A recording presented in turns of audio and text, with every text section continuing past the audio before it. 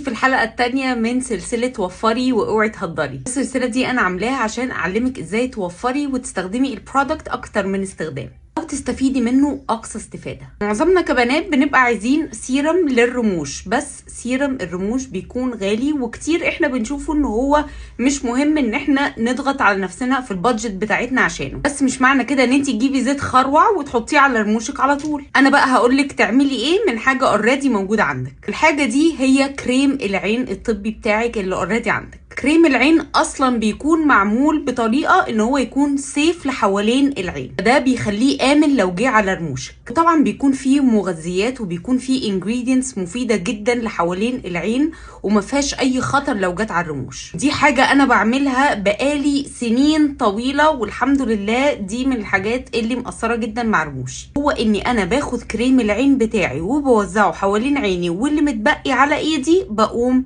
مسرحه بيه رموشي كده لفوق. مش كمية كبيرة علشان ما تضايقنيش في عيني، ولكن كمية بسيطة جدا جدا بسرح بيها رموشي. ده الحمد لله بيخلي رموشي قوية وشكلها حلو دايما. وبكده تكوني وفرتي ان انتي الكريم العين بتاعك استخدمتيه لحوالين عينك وكمان استخدمتيه كسيرم للرموش. لو عجبتك الفكرة اعملي منشن لصاحبتك وطبعا ما تنسيش الفولو واقترحي عليا فكرة الفيديو اللي جاي.